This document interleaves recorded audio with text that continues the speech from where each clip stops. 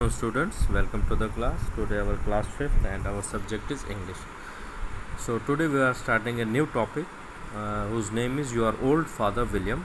It's a poem and you please open the page number 43 of our textbook. आधा वर्ष बच्चों आज हमारा क्लास 5th का हमारा सब्जेक्ट इंग्लिश है और आज हमारा टॉपिक है, एक नया चैप्टर हम स्टार्ट करने जा रहे हैं जिसका नाम है योर ओल्ड फादर विलियम। ये पेज नंबर जो अपना 43 है बच्चों बुक का, किताब का, वो आप खोल लीजिए।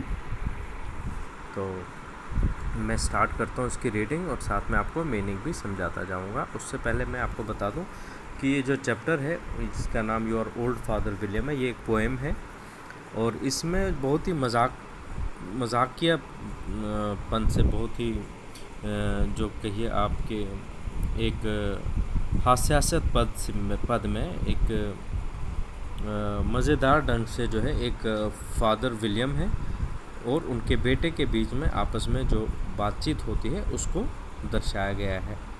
ठीक है बच्चों, इसमें जो है फादर विलियम काफ़ी अब बुज़ुर्ग हो चुके हैं, एज्ड हो चुके हैं। उसके बावजूद भी वो जो है अपने जवानी में जैसे वो एक्सरसाइज वगैरह सब करते थे वो लगातार करते हैं। तो उसी बात पर जो है उनका बेटा उनसे कुछ सवाल करता है। तो आइए बच्चों स्टार्ट करते हैं। पेज नंबर 43 आप खोल लीजिए सभी बुक का बच्चों। ओके, वेरी गुड, स्टार्ट करें। ठीक है, very good. You are old father William, the young man said, and your hair has become very white, and yet you insistently stand on your head. Do you think at your age it is right? Question mark. तो यहाँ पे जो young man जो है, जो father William का बेटा है, जवान युवा जो है, वो अपने जो है अपने पिता जो हैं बुज़ुर्ग पिता फादर विलियम से कहते हैं कि आप जो हैं अब काफ़ी बुज़ुर्ग हो चुके हैं और अब आपके बाल भी जो है सारे सफ़ेद हो गए हैं, आप बूढ़े हो गए हैं और फिर भी आप जो है मतलब निरंतर जो है सर के बल खड़े रहते हैं। तो ये आपकी उम्र में ऐसा करना ठीक नहीं है। तो आप बताइए आप ऐसा क्यों कर रहे हैं? ये सब करना ठीक नहीं है आपके लिए इस वृद्ध अवस्था में। तो स्टेंजा 2 में देखिए जो है फादर विलियम अब रिप्लाई करते हैं। तो वो क्या कहते हैं? In my youth father William reply to his son, I feared it might injure the brain, but now that I am perfectly sure I have none, why I do it again and again. अब जो father William जो हैं बहुत ही मजाकिया तो ढंग से जो है अपने बेटे को जवाब देते हैं कि देखिए जब मैं जवान था, अपनी युवा अवस्था में था, तब मुझे ये डर रहता था ये सब करने में कि कहीं ये मेरे दिमाग को चोट ना लगा दे, ये सब करने से मेरे दिमाग में चोट ना लगे। परंतु अब मुझे जैसा कि पूरा विश्वास हो गया कि इससे कुछ नहीं हुआ और मेरे दिमाग को इससे कोई जो है चोट नहीं लगने वाली, क्योंकि मेरे पास तो दिमाग ही नहीं है।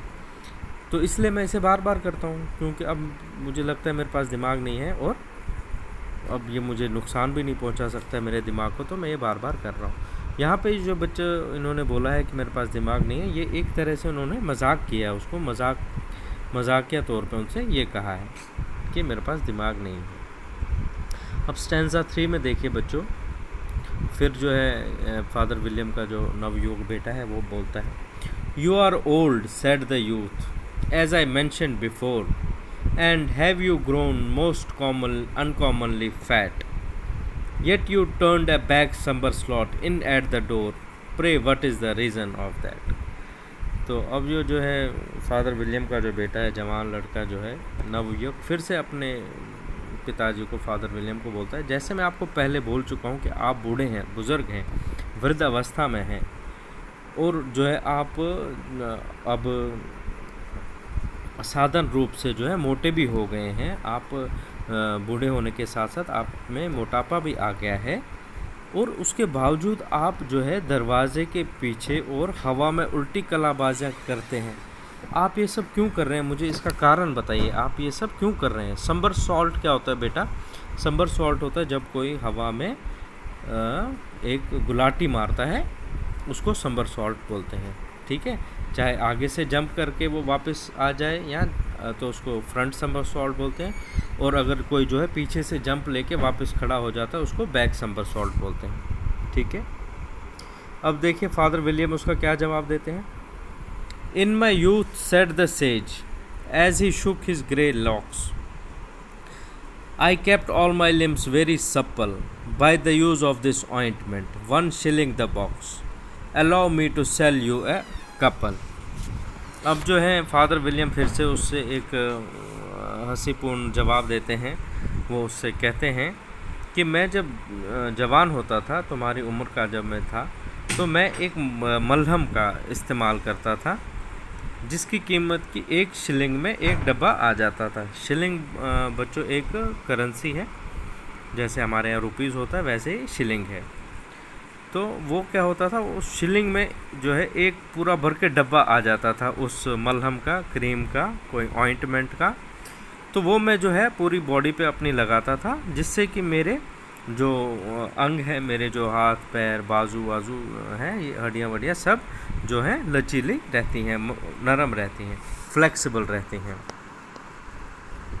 और मैं चाहूँगा कि मैं तुम्हें भी कुछ 1-2 डब्बे बेच दूँ, तुम अगर लेना चाहो तो।